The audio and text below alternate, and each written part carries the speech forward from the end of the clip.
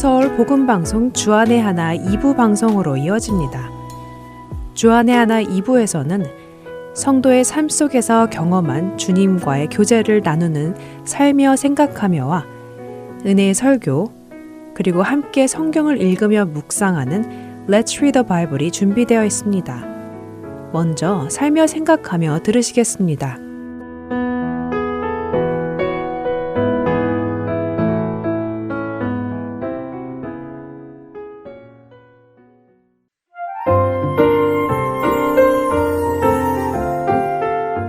오늘은 백성희 성도의 이야기입니다.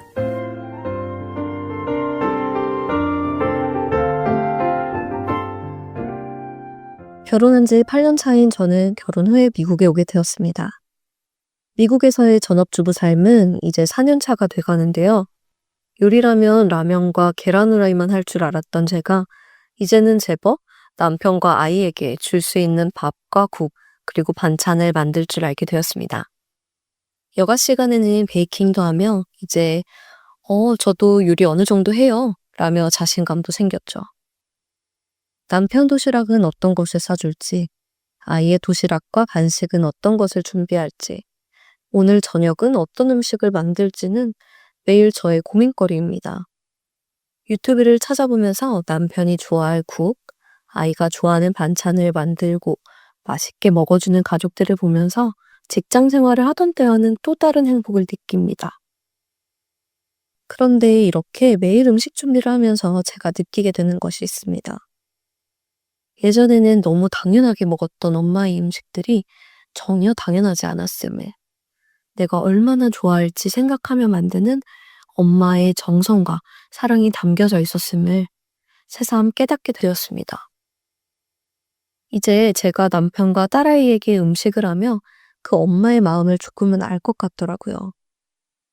또 미국으로 보내주는 엄마의 반찬에는 나를 향한 큰 사랑이 담겨 있는 것들이 보이기 시작합니다.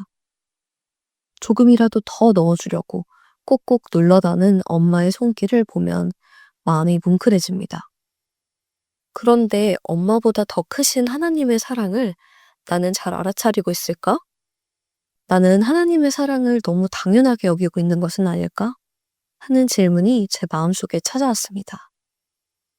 요리를 하며 한국에 계신 가족들이 더 그립고 내 몸이 아플 때에는 더욱 엄마가 해주신 음식들이 생각나며 난 역시 뼛속까지 한국인이구나 라고 느끼는데, 과연 나는 이것처럼 하나님으로 가득 찬 삶을 살아가고 있을까?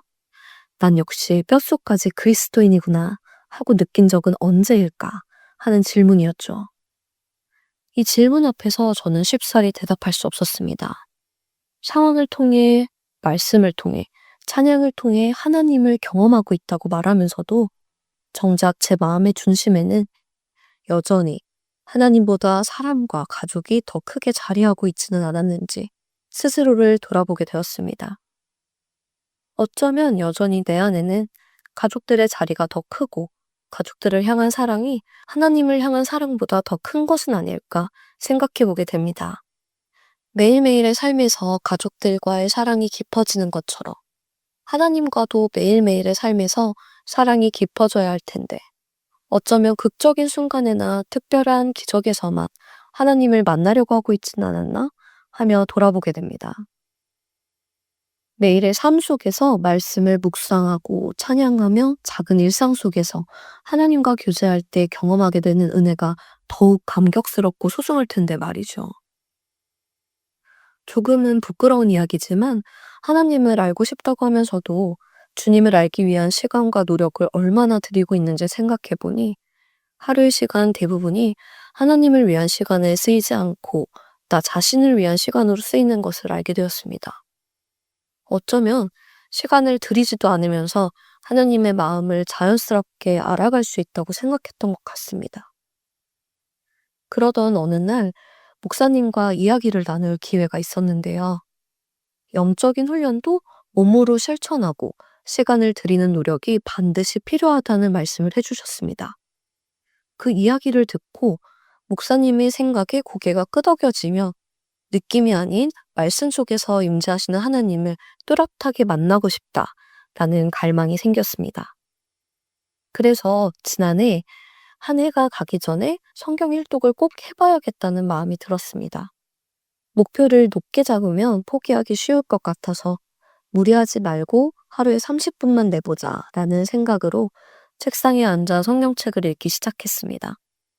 잘 아는 성경 이야기가 나올 때는 금방 시간이 지나갔지만 낯선 구절이 나올 때에는 그 30분이라는 시간도 버텨내기가 쉽지는 않았던 것 같습니다. 말씀은 읽는 날보다 읽지 못한 날이 많은 한 주도 있지만 다시 돌아와 성경책을 읽는 연습을 했죠. 그렇게 지난해 3월부터 시작하던 성경 일독을 지난해 11월 말에 끝이 났습니다. 모르는 것들이 많고 이해가 되지 않아서 넘어간 부분들도 참 많았지만 성경을 읽음으로써 확실하게 알 수 있는 사실은 하나님께서 나를 구원하시기 위해 얼마나 큰 일을 해나고 계셨는지, 얼마나 지혜가 깊으신 분이신지, 그리고 얼마나 나를 사랑하시는지, 그 사랑의 깊고 넓은 마음을 조금은 느낄 수 있는 시간이 되었습니다. 이 기쁨을 놓치고 싶지 않아서 계속해서 성경 배경에 대해 공부하고 성경을 매일 꾸준히 읽어나가는 훈련을 계속하려고 합니다. 누군가와 오랜 시간을 함께하면 그 사람의 얼굴 표정만 보아도, 목소리만 들어도 그 마음을 알 수 있듯이 하나님을 알아가는 시간 또한 쌓여갈수록 그분의 마음으로 세상을 바라보며 분별할 수 있을 것이라고 믿습니다. 하나님과 손발이 잘 맞는, 하나님과 자녀 사이가 되는 삶을 살아가는 사람이 되기를 기도합니다. 몸이 아플 때 엄마의 음식이 떠오르듯 마음이 지칠 때 가장 먼저 하나님을 찾는 사람이 되고 싶습니다. 저의 소울푸드가 한국 음식인 것처럼 제 영혼의 소울푸드는 하나님의 말씀이 되기를 원합니다. 때로 힘들 때 사람을 찾아갑니다. 하지만 진짜 저의 안식처는 사람이 아닌 하나님이 되셔야겠지요? 완벽하지 않아도 다시 하나님께 돌아갈 줄 아는 사람으로 살아가고 싶습니다. 복 있는 사람은 악인들의 꾀를 따르지 아니하며 죄인들의 길에 서지 아니하며 오만한 자들의 자리에 앉지 아니하고 오직 여호와의 율법을 즐거워하여 그의 율법을 주야로 묵상하는도다. 시편 1편 1절과 2절의 말씀입니다. 새롭게 시작한 올 한 해, 말씀을 주야로 묵상하며 하나님과 더 가까워지는 한 해가 되기를 원합니다.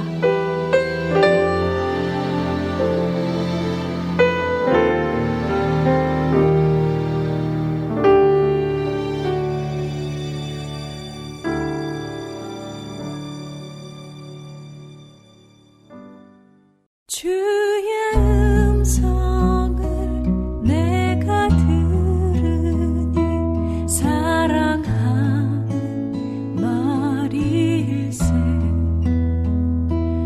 믿는 마음으로 주께 가오니 나를 영접하소서.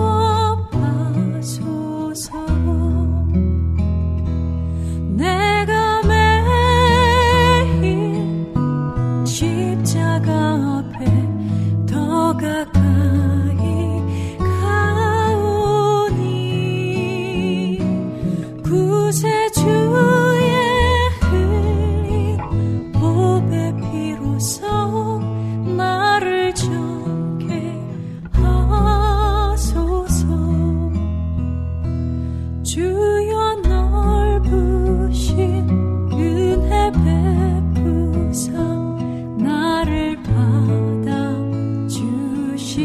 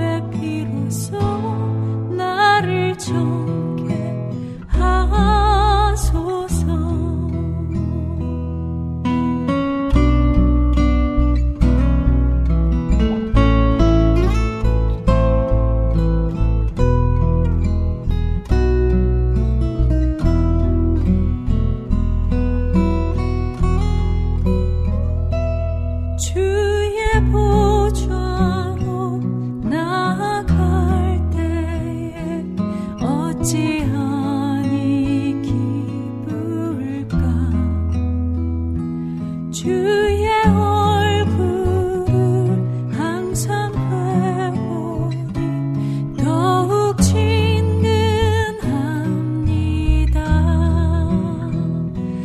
내가 매일 십자가 앞에 더 가까이 가오니 구세주의 흘린 보배 피로써 나를 정케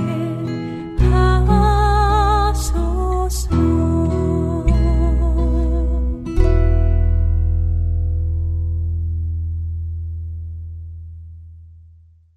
은혜의 설교 말씀 함께 들으시겠습니다.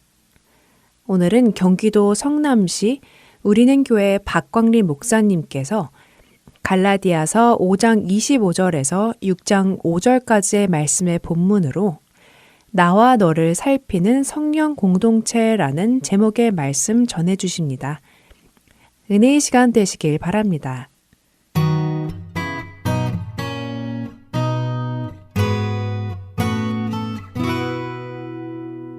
오늘 하나님의 말씀 갈라디아서 5장 25절로 6장 5절까지의 말씀을 가지고 나와 너를 살피는 성령 공동체라는 제목으로 말씀 나누겠습니다.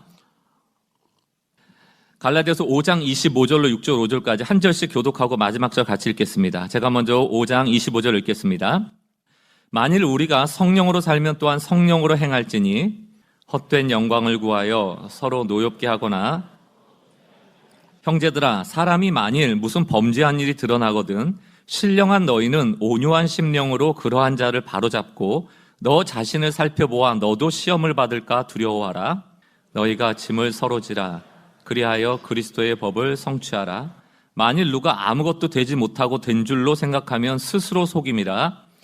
각각 자기의 일을 살피라. 그리하면 자랑할 것이 자기에게는 있어도 남에게는 있지 아니하리니. 함께 읽습니다. 각각 자기의 짐을 질 것이라. 아멘.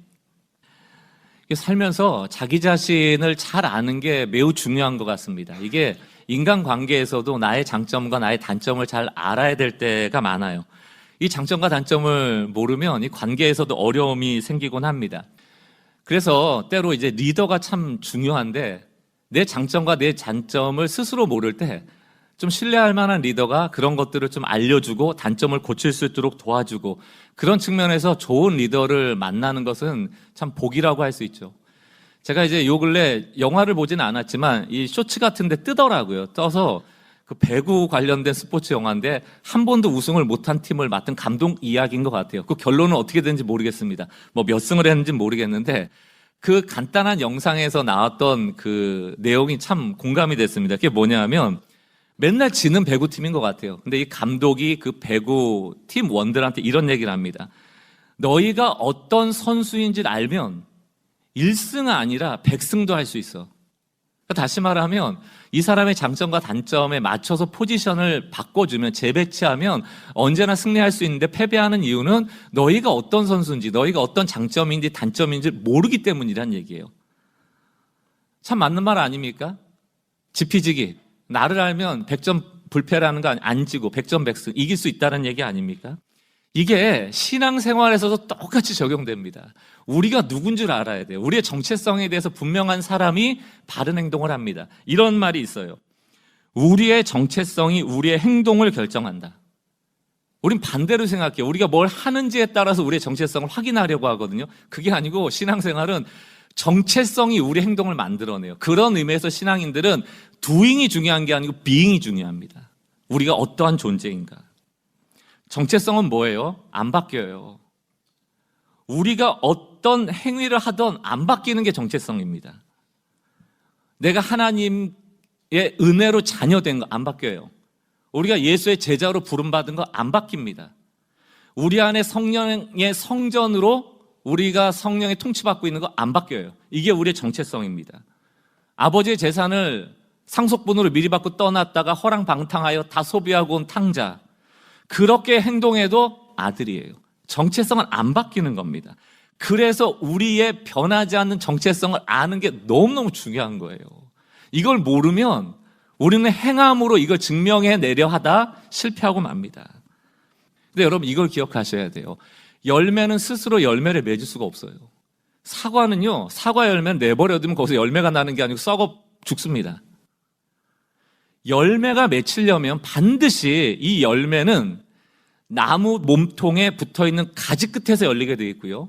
이 가지는 반드시 몸통과 연결돼야 되고 이 몸통 뿌리와 연결돼야 돼요. 뿌리로부터 몸통을 타고 가지를 통하여 그 마지막 단에 영양분이 공급되어 거기서 열매가 맺히는 거거든요. 그럼 열매의 정체성은 뭐냐 하면 열매가 되려면 반드시 나무가 있고요. 뿌리로부터 공급이 와야 되는 거예요. 이런 의미로 보면 요한복음 15장에 그리스도인의 정체성에 대해서 분명히 말합니다. 내 안에 거하라 나도 너희 안에 거하리라. 가지가 포도나무에 붙어 있지 아니하면 스스로 열매 맺을 수 없다. 너희가 열매를 원하지만 열매는 스스로 열매가 될 수 없다. 너희도 내 안에 있지 아니하면 그러하리라. 5절 나는 포도나무에 너희는 가지라. 그가 내 안에 내가 그 안에 거하면 사람이 열매를 그제서야 맺는다. 몸통에 붙어 있어야 돼요. 뿌리에 공급이 와야 되는 거예요. 나를 떠나서는 열매로 혼자 덩그러니 있어서는 너희는 아무것도 할 수 없다. 썩어 죽는다. 사랑하는 성도 여러분, 여기 모인 우리 성도들은 다 달라요. 생김새도 다르고 성별도 다르고 나이도 다르고 키도 다르고 자라온 환경도 다르고 신앙의 배경도 다르고 다 다릅니다. 근데 여기 모여있는 우리가 똑같은 공통된 정체성이 있습니다. 그게 뭘까요? 갈라디아서 내내 주장했던 거 아닙니까? 율법의 행위로가 아닌 오직 믿음으로 우리는 의롭게 여김을 받았고 하나님의 자녀가 됐고 자녀면 상속자요 상속자는 자유인이다. 이거 계속 얘기하고 있잖아요. 여기 율법으로 구원받은 사람이 아무도 없습니다. 행위로 하나님의 자녀라는 정체성을 찾은 사람이 아무도 없어요. 우리는 은혜로 되어졌습니다. 믿음으로 되어졌습니다. 그러니까 우리 옆 사람 이렇게 보면은 사실은 서로를 바라볼 때 뭐 다른 것 같이 여길 때가 많지만 우리는 차별적인 거 좋아하잖아요. 근데 그런 게 아니고 내가 더 나은 거, 저 사람이 더 나은 거 이런 거 볼 때가 많은데 그게 아니고 공통점을 보셔야 돼요. 교회 공동체는. 서로를 볼 때 우리의 공통점은 뭐예요? 다 죽다 살아났다. 다 죽을 뻔한 사람이었고 간신히 살아났다. 근데 그건 내 행위로 살아난 게 아니고 은혜로 살아났다. 나나 당신이나 오늘도 우리는 그 은혜가 필요하다. 이게 이 공동체의 똑같은 고백이거든요. 하나님의 자녀된 정체성을 가진 사람은 똑같이 이 고백을 하는 거예요. 다른 고백하는 사람이 있을 수가 없습니다. 성도들이 가진 이 복음에 기반한 나의 신앙 고백, 이게 정체성이거든요. 그 성도의 고백이 있어야 공동체가 복음 안에서 제대로 세워질 수 있는 거예요. 그 정체성을 가진 성도가 복음의 공동체를 만들어가는 겁니다. 그래서 성경 안에는 매우 빈번하게 등장하는 단어 중에 하나가 서로 이런 단어예요. 서로. 왜? 공통점이 있기 때문에. 서로 사랑하라, 서로 섬기라, 서로가 엄청 많이 나오는데 대표적인 게 에베소서 4장 32절입니다. 서로 친절해라, 서로 불쌍히 여겨라, 서로 용서해라. 왜? 그리스도께서 너희를 용서하신 같이. 그러니까 이 중에 그리스도께 용서함 받지 않고 하나님의 자녀가 된 사람이 아무도 없다는 거예요. 자력 구원으로 구원받은 사람이 아무도 없다. 그게 우리의 공통점이에요. 그러니까 서로를 바라볼 때 어떻게 바라봐야 돼요? 너도 은혜로 구원받았구나. 너도 용서함 받았구나. 그러니 서로 용서함이 마땅하죠. 우리는 마치 나는 자력으로 구원받은 것처럼 상대방을 대할 때가 많다는 거예요. 그러니까 사도 바울은 주로 서로라는 말을 많이 씁니다. 같다는 거예요. 너희가 다를 바가 없다는 얘기예요. 서로를 바라보라는 얘기입니다. 그러므로 우리가 앞서 말한 바와 같이 우리는 무슨 행위를 통하여 우리 정체성을 만들어내는 게 아니고 이렇게 정리할 수 있어요. 예수를 나의 구주로 믿는 믿음 하나로 구원받은 자라는 정체성이 우리의 행위를 만들어내고 우리의 공동체를 만들어낸다. 정체성이 중요해요. 그래서 갈라디아서의 주제가 뭡니까? 이렇게 얘기하면 복음과 자유예요. 복음이 우리에게 뭘 줍니까? 자녀됨과 상속자를 주거든요. 그들은 자유하다. 복음과 자유가 갈라디아서의 주제입니다. 그럼 여러분 자유하다는 게 뭘까요? 막 살아도 된다는 거예요. 그게 아니고 자유하다는 것은 이제는 율법이라는 규칙에 매여서 족쇄에 매인 자들이 아니고 모든 사람에게 주어진 성령에 따라 살 수 있는 자유. 성령의 음성을 듣고 따라갈 자유. 그게 우리에게 주어진 자유예요.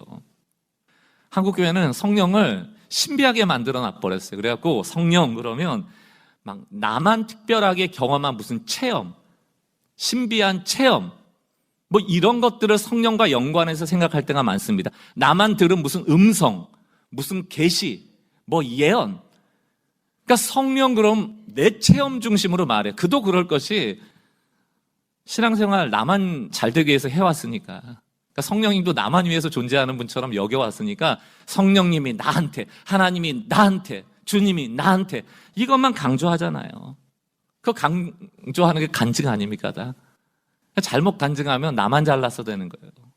나만 성령님께 특별한 체험했어. 그러나 오늘 사도 바울은 놀랍게도 성령을 따라 산다, 성령의 뜻을 따라 산다는 것이 개인적 차원이 아니라는 걸 말하고 있습니다. 이렇게 정리할 수 있습니다. 성령을 따라 사는 것은 다른 사람과 실제적으로 사랑의 관계를 맺는 데로부터 나온다는 거예요.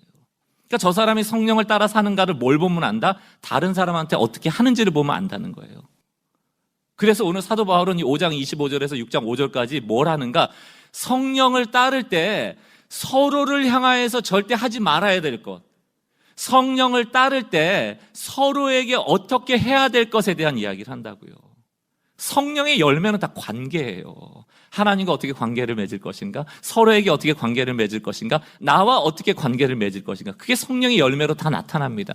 무슨 덜덜덜 떨고 성령의 체험을 한다, 이런 것만 있는 게 아니에요.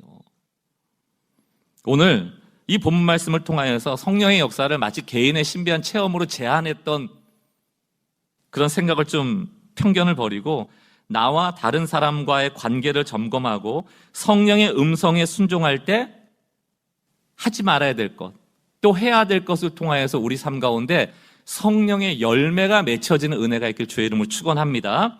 먼저 첫 번째, 성령을 따를 때 서로 하지 말아야 할 것에 대해서 나누겠습니다. 성령을 따르면요, 꼭 이런 행동하지 말라는 거예요. 25절로 26절 5장입니다. 만일 우리가 성령으로 살면 또한 성령으로 행할지니 26절 헛된 영광을 구하여 서로 노엽게 하거나 서로 투기하게 하지 말라, 이렇게 나와 있어요. 이걸 좀 조직적으로 보면은 헛된 영광을 구하면 두 가지 부작용이 나오는데 서로 노엽게 된다는 거예요. 그러니까 저 사람만 보면 화가 나. 왜 화가 날까요? 나에 대해서 거칠게 함부로 대하기 때문이에요. 또 헛된 영광을 구하면 서로 투기하게 된대요. 투기라는 게 뭐 질투와 시기거든요. 그럼 도대체 헛된 영광이 뭐기 때문에 사람을 분노하게 만들고 시기 질투하게 만드는가? 이 헛된 영광을 쉽게 말하면 잘난 체 하는 거예요. 여러분 제일 꼴보기 싫은 사람이 누구예요? 잘난 체 하는 사람들이죠. 잘나서 잘난 체 하면 봐줄만 해. 제일 꼴보기 싫을 때가 언제예요? 안 잘난 것 같은데 막 거짓말하면서 잘난 척하는 사람들 있잖아요. 그런 사람들 막 공동체 안에 있으면 힘들잖아요. 그죠? 그 잘난 체 하는 게 헛된 영광을 구하는 거예요. 그러니까 헛된 영광을 구한다의 원어적 의미를 보면 자기 자신을 몰라요. 참된 나를 모르고 은혜 안에 나의 정체성이 없다 보니까 헛된 영광을 구하는 사람은 자신에 대하여 공허하거나 헛되거나 거짓된 해석을 가지고 사는 사람이에요. 안 잘났는데 잘난 것처럼 생각을 하는 거예요. 헛된 영광이 그런 겁니다. 나에 대한 정체성이 분명하지 않으니까 내 정체성을 비교해서 찾으려고 하는 거예요. 그러니까 타인하고 비교하는 비교의식이 너무 커지는 거예요. 그러니까 교회 안에 서로 분노하거나 서로 시기 질투하는 모든 근원은 비교로부터 나옵니다. 그리고 그 비교는 왜 하게 된다? 내가 단단히 서지 못했기 때문이에요. 내가 하나님의 자녀인데 뭘 비교합니까? 이 정체성이 흔들려 버리니까 비교해요. 비교하면 둘 중에 하나 아닙니까? 나보다 잘난 사람 만나든가 나보다 못난 사람 만나든가.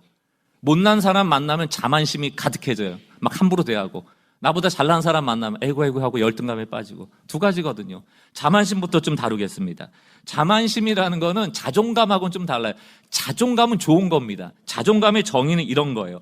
다른 사람하고 비교하지 않으며 나만의 기준으로 스스로를 긍정적으로 보는 거예요. 예를 들어서 운동선수한테 뭐 올림픽 같은 거 나갈 때 인터뷰하잖아요. 가장 강력한 상대가 누구라고 생각합니까? 그러면 누구예요? 이렇게 얘기를 안 하고 멋진 선수들은 이렇게 얘기합니다. 저한테는 경쟁 상대가 없습니다. 제가 경쟁 상대입니다. 이런 얘기하잖아요. 나의 경쟁 상대는 납니다. 저는 나를 뛰어넘을 겁니다. 이게 자존감이에요. 나만 보고 하겠다는 거예요. 나를 뛰어넘어 보겠다는 거예요. 근데 자만감은 달라요. 자기에 대한 확신, 자기의 정체성이 없다 보니까 항상 남하고 비교합니다. 남하고 비교하여 내가 더 낫다, 내가 더 잘한다 평가받기를 원해요. 그러다가 마침 내가 조금 더 나은 것, 내가 좀 더 잘하는 거를 찾게 되면 그때 자만감이 들어와요. 자만감이 들어올 때 나보다 못한 사람에게 어떤 태도를 취합니까? 함부로 대하는 거예요. 넌 없지, 깔보는 거예요. 없인 여기는 거예요. 그러니까 헛된 영광을 추구하는 잘난 체 하는 사람들은 관계가 항상 엉망이죠. 엉망입니다. 성령의 사람은 관계가 엉망일 수가 없어요. 왜? 헛된 영광을 추구하지 말라는 음성에 순종하기 때문입니다. 여러분 공동체 생활 해보셨잖아요. 3, 3, 5 모이면 막 즐겁게 있다가 어떤 사람만 딱 오면 조용해지잖아요.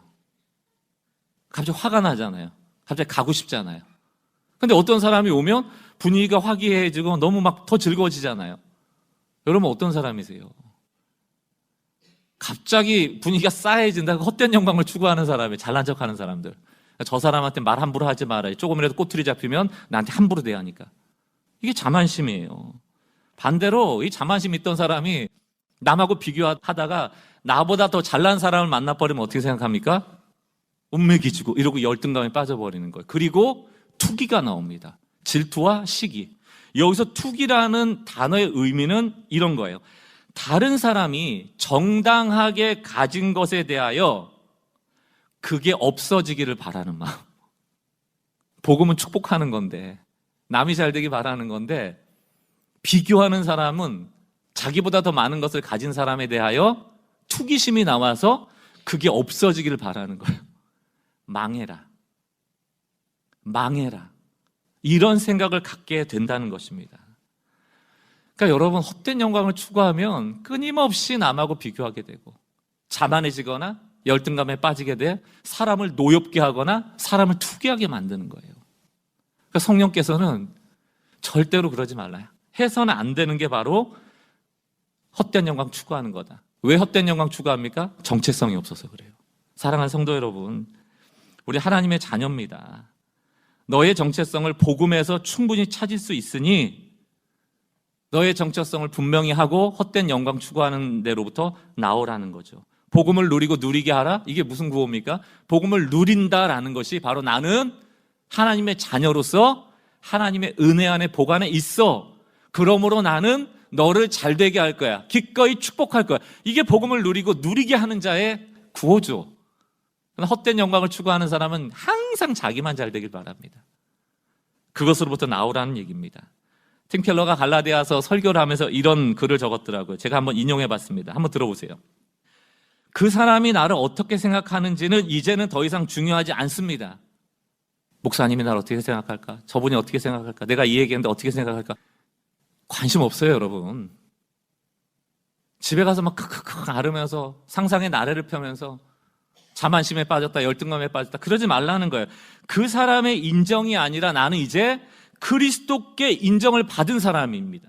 그리스도의 인정이 곧 나의 의요, 나의 정체성이요, 나의 의미입니다.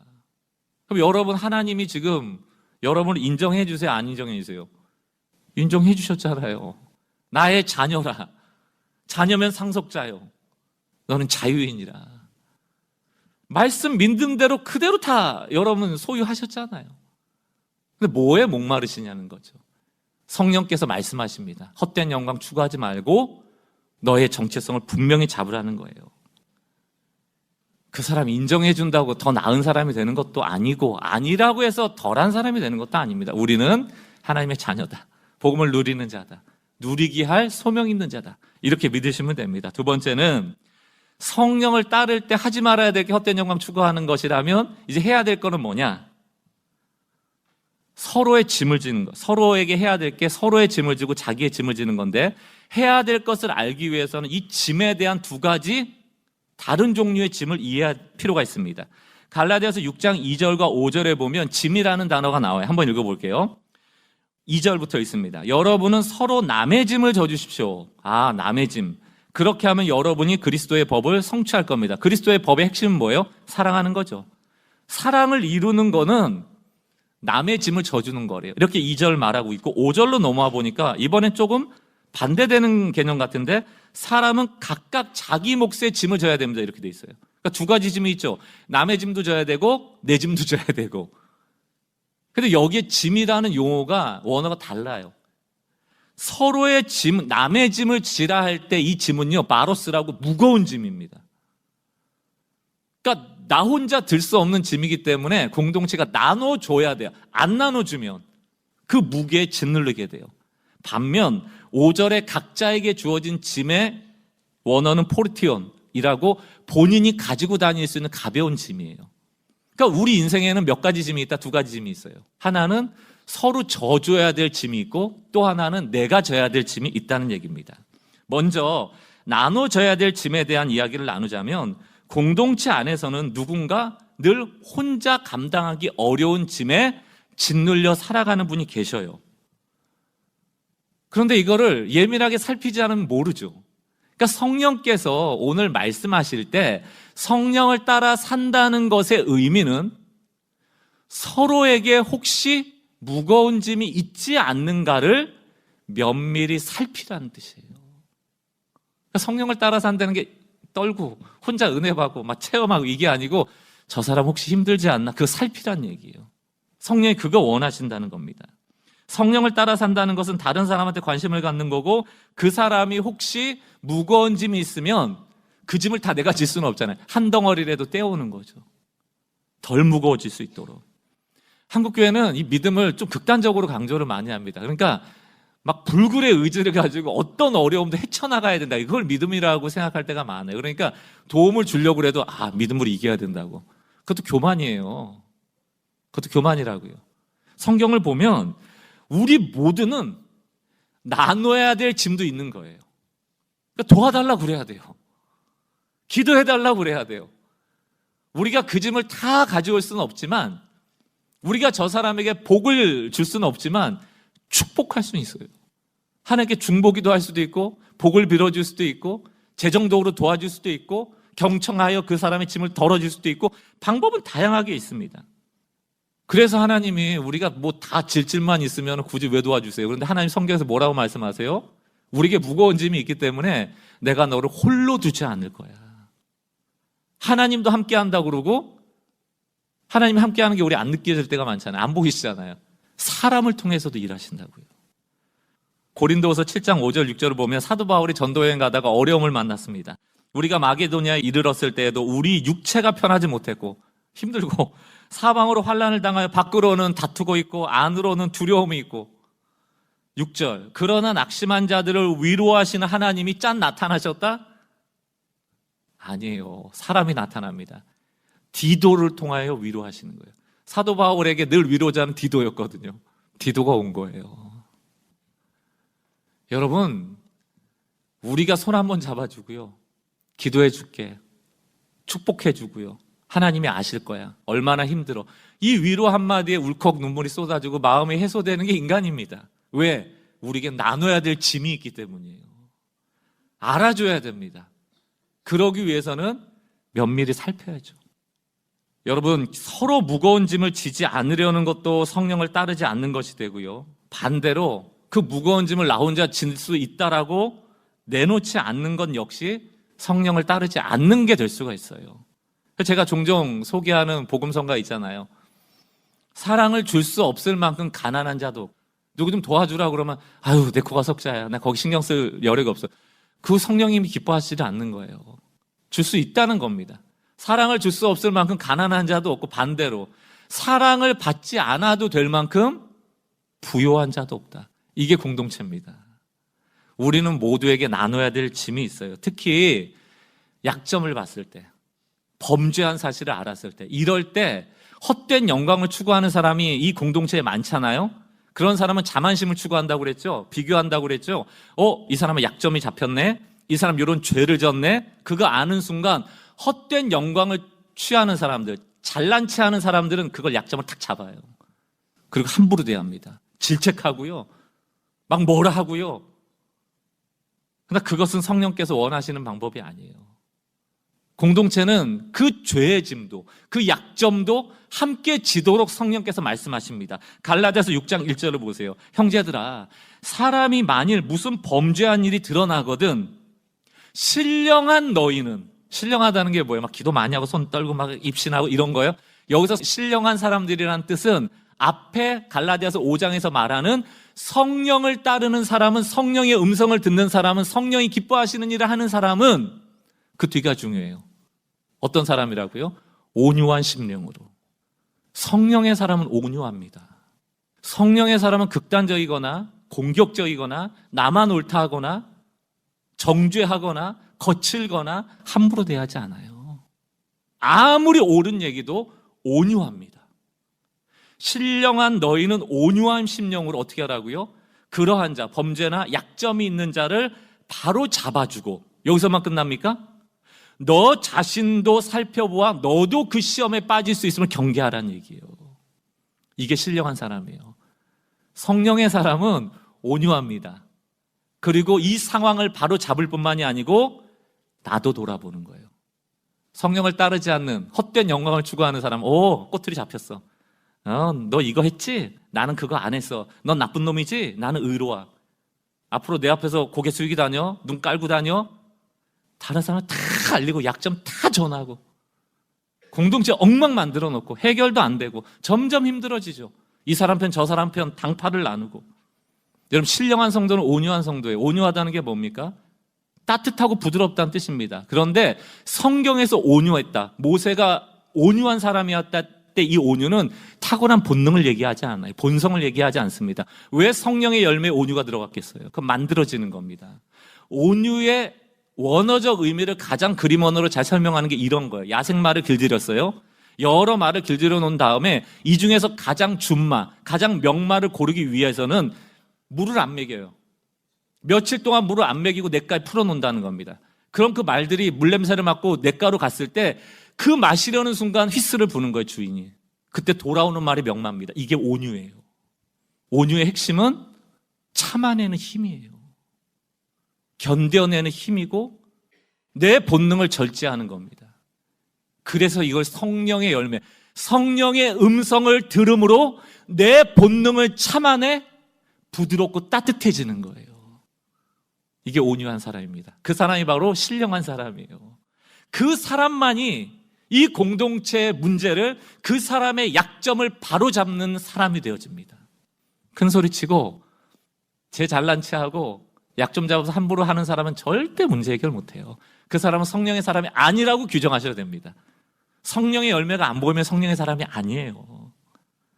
로마서 15장 1절을 보십시오. 믿음이 강한 우리는 믿음이 약한 사람들의 약점을 돌봐줘야 합니다. 여기서 믿음이 강한 사람이 누구예요? 성령의 사람, 신령한 사람, 성령의 음성을 들을 줄 아는 사람. 그 사람은 약점을 감당해야 되고 뒤에 뭐라고 되어 있습니까? 우리는 우리 좋을 대로 사는 사람이 아닙니다. 온유한 사람이란 뜻이에요. 하나님이 스톱이라고 하면 멈출 줄 아는 사람.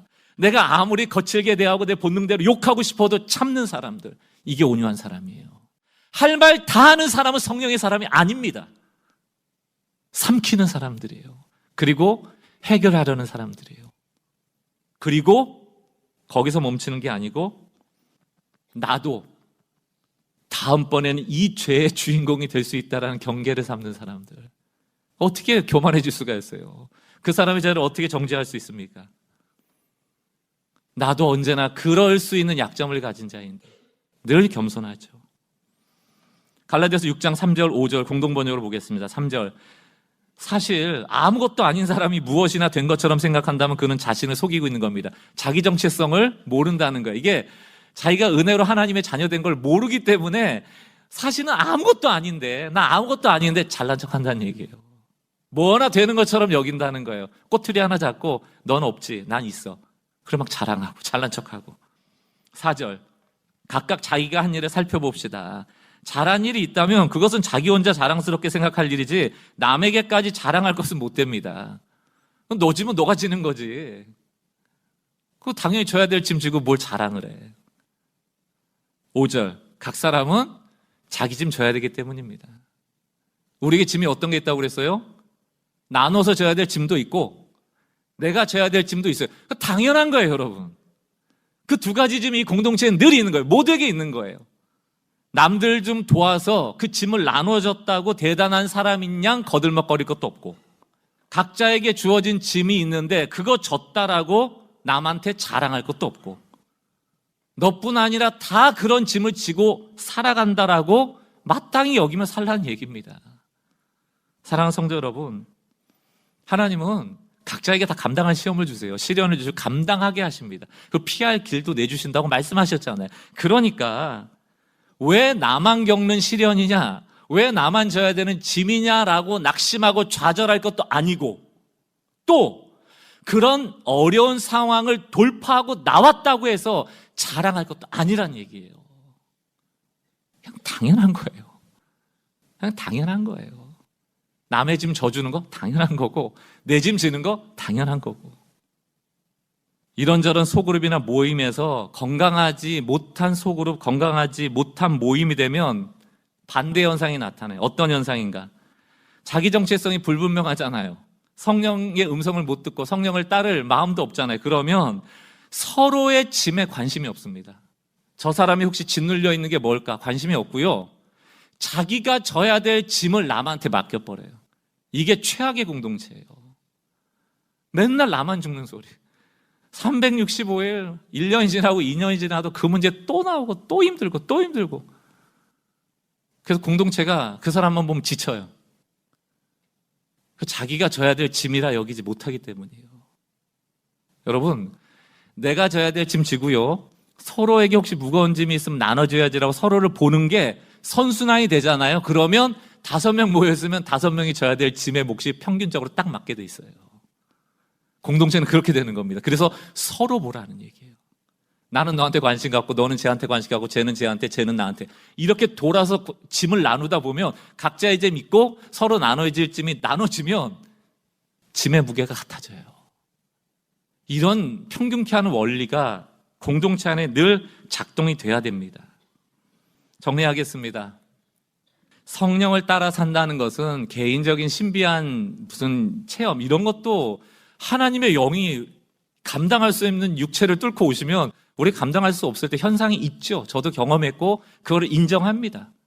그러나 거기에 머물러 있으면 안 된다. 지난주에도 말씀드렸죠. 성령의 은사나 능력에 머물러 있으면 열매가 못 맺혀요. 열매는 어디서 맺히는가? 바로 관계 속에서 나타나는 거예요. 성령을 따른다는 것, 첫 번째 뭐예요? 내가 하나님의 자녀라는 정체성을 가지고 우린 관계 맺으며 살아가야 돼. 이걸 인정하는 거예요. 관계 맺을 때 두 번째 뭐 해야 되는 거예요? 다른 사람하고 비교하면서 헛된 영광 추구하지 마.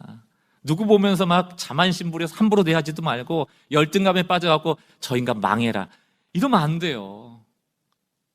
안 돼요. 세 번째, 서로의 짐을 어떻게 져라?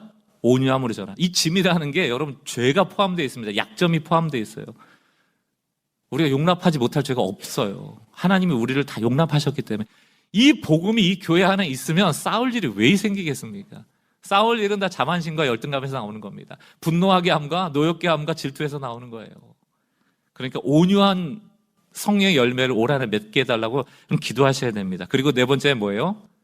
나에게 감당할 만한 시험 주신 거, 내 몫을 묵묵히 해내는 겁니다. 여러분들이 복음 안에 이런 성도가 되신다면 복음의 공동체 되는 거는 뭐 당연히 따라오는 열매라고 저는 생각합니다. 올 한해 성령의 음성을 따라서 사랑의 관계로 이 공동체를 세워가는 귀하고 복된 우리는 교회 되길 주의 이름으로 축원합니다.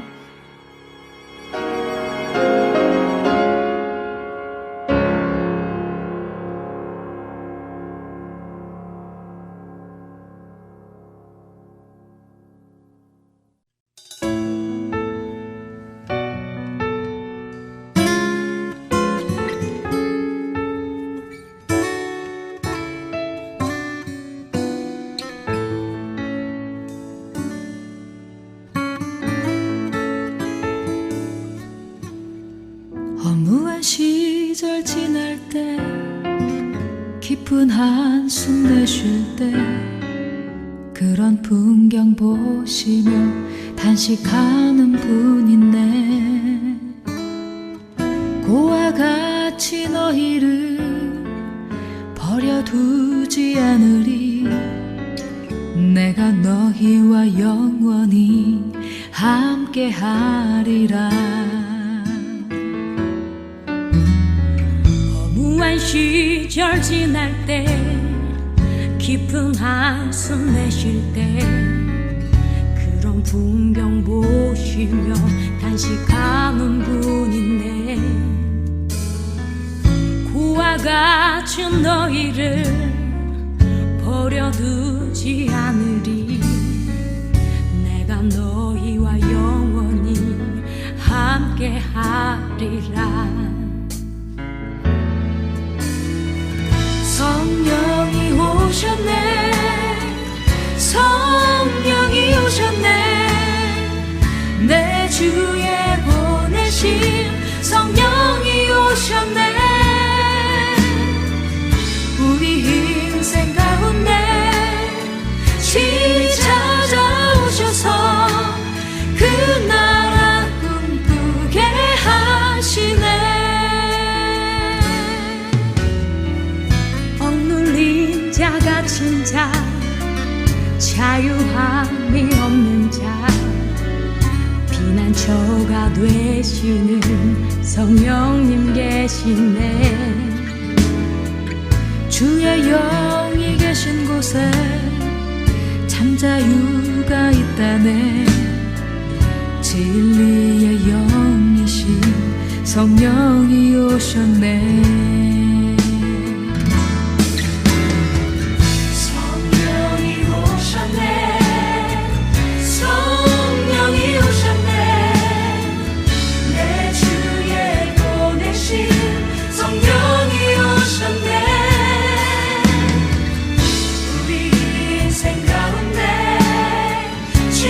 찾아오셔서 그 나라 꿈꾸게 하시네 성령이 오셨네 성령이 오셨네 내 주에 보내신 성령이 오셨네 우리 인생 가운데 친히 찾아오셔서 그 나라 꿈꾸게 하시네 성령이 오셨네 성령이 오셨네 내 주에 보내신 성령이 오셨네 우리 인생 가운데 친히 찾아오셔서 그 나라 꿈꾸게 하시네 그 나라 꿈꾸게 하시네 그 나라 꿈꾸게 하시네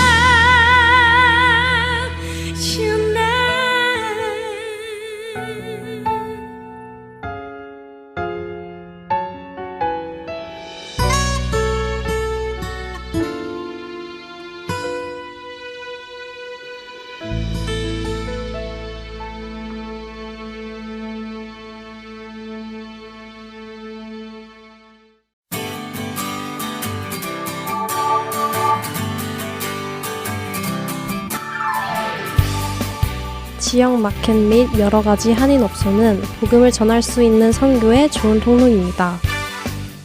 뉴멕시코주에는 현재 한인들이 6,000명 정도 살고 계시다고 합니다.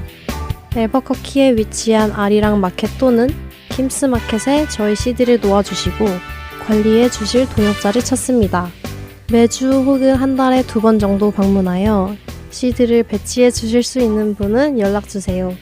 사무실 전화번호 602-866-8999입니다.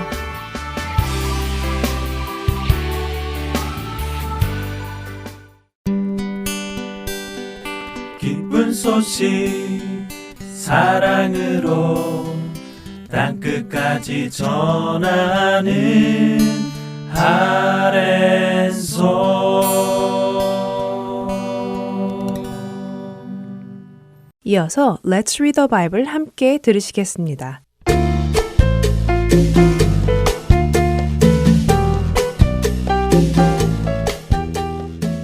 애청자 여러분 안녕하세요. Let's Read the Bible 진행의 유혜진입니다.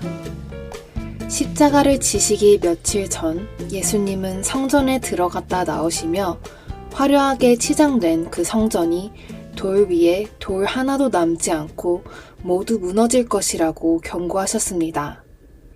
그러자 제자들은 언제 그런 일이 일어날 것인지, 어떤 징조가 있을 것인지 궁금해하며 물었지요. 그때 예수님은 그때에 어떤 징조가 있을지를 말씀해 주셨습니다.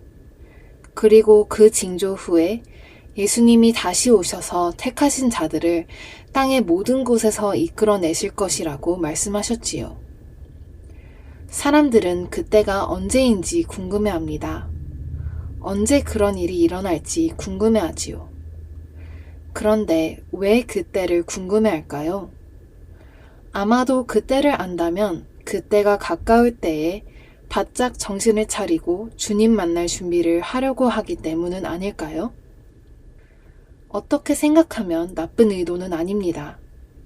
주님 만날 때가 가까워지는 것을 느끼면 주님을 만날 준비를 한다는 것이 말입니다. 하지만 예수님은 제자들에게 그때를 알려주지 않으십니다. 오늘 우리가 읽을 마가복음 13장의 나머지 부분에서는 그 날과 그때는 아무도 모른다고 못 박아 말씀하실 정도입니다. 하늘에 있는 천사들도 모르고 심지어 아들이신 예수님마저도 모르신다고 하시지요. 오직 하나님 아버지만 아신다고 하십니다. 왜 하나님은 그때를 알려주지 않으실까요? 예수님의 말씀에서 우리는 그 이유를 알 수 있습니다. 마가복음 13장 33절의 말씀입니다. 주의하라, 깨어 있으라. 그때가 언제인지 알지 못함이라. 주님께서 우리에게 그때를 알려주지 않으시는 이유는 우리로 늘 깨어 있기 원하시기 때문입니다. 한순간도 방심하지 말고 늘 깨어서 자신에게 주어진 사명, 곧 그리스도인으로 살아가는 그 사명, 늘 깨어서 언제든지 주님을 만날 수 있는 그 상태로 살아가기를 원하시기 때문입니다. 여러분은 어떠신가요? 여러분은 방심하지 않고 늘 깨어서 주님 만날 준비가 되어 있는 상태로 살아가고 계신가요? 늘 깨어 있다는 것은 스트레스 받을 일이 아닙니다. 내가 누구인지, 누구에게 속해 있는지를 분명히 깨닫고 그 사람으로 살아가라는 말씀입니다. 예수님은 우리가 이 세상에 속하지 않았고 예수님께 속했다고 요한복음 15장 19절에 말씀하시지요. 우리가 세상에 속하지 않고 예수님께 속했다는 사실을 늘 기억하며 예수님을 따르는 자로 살아가는 우리 모두 되기를 소망합니다. Let's Read the Bible 마가복음 13장 28절에서 37절까지의 말씀을 읽겠습니다. 무화과 나무의 비유를 배우라. 그 가지가 연하여지고 잎사귀를 내면 여름이 가까운 줄 아나니 이와 같이 너희가 이런 일이 일어나는 것을 보거든 인자가 가까이 곧 문 앞에 이른 줄 알라. 내가 진실로 너희에게 말하노니 이 세대가 지나가기 전에 이 일이 다 일어나리라. 천지는 없어지겠으나 내 말은 없어지지 아니하리라. 그러나 그날과 그때는 아무도 모르나니 하늘에 있는 천사들도 아들도 모르고 아버지만 아시느니라. 주의하라, 깨어 있으라. 그때가 언제인지 알지 못함이라. 가령 사람이 집을 떠나 타국으로 갈 때에 그 종들에게 권한을 주어 각각 사물을 맡기며 문지기에게 깨어 있으라 명함과 같으니 그러므로 깨어 있으라. 집주인이 언제 오는지 혹 저물 때 있는지 밤중 있는지 닭 울 때 있는지 새벽 있는지 너희가 알지 못함이라. 그가 호련히 와서 너희가 자는 것을 보지 않도록 하라. 깨어 있으라. 내가 너희에게 하는 이 말은 모든 사람에게 하는 말이니라 하시니라. Let's Read the Bible. 오늘은 마가복음 13장 28절에서 37절까지의 말씀을 읽었습니다.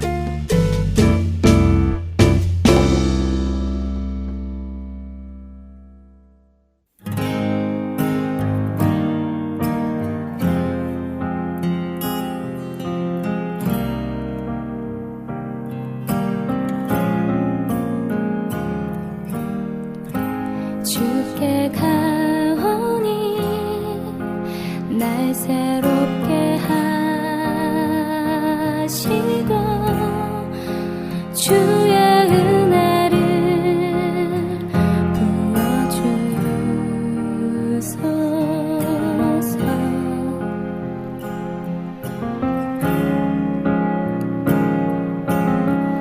내 안에 발견한 나의 연약함 모두 벗어지리라. 주의 사랑으로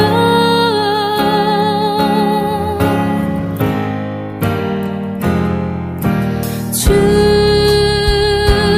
사랑 나를 붙드시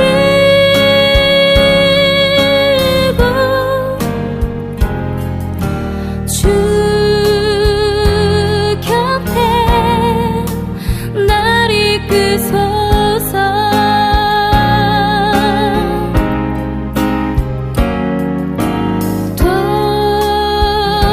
독수리 날개 쳐올라가듯 나 주님과 함께 일어나 걸으리. 주의 사랑 안에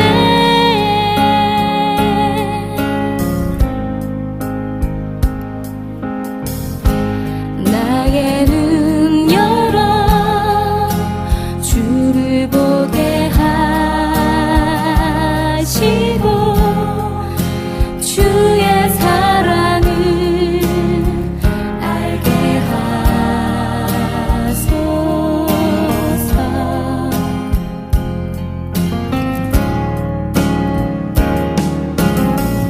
매일 나의 삶에 주뜻 이루어지도록 새롭게 하소서. 주의 사랑으로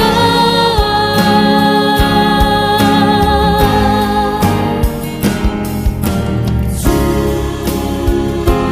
사랑 나를 붙드시고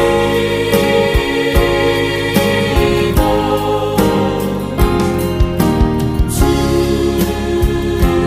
곁에 날 이끄소서.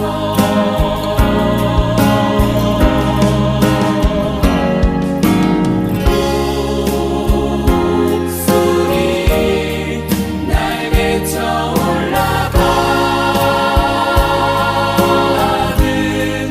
나 주님과 함께 일어나 걸으리. 주의 사랑 안에 나 주님과 함께 일어나 걸으리. 주의 사랑 안에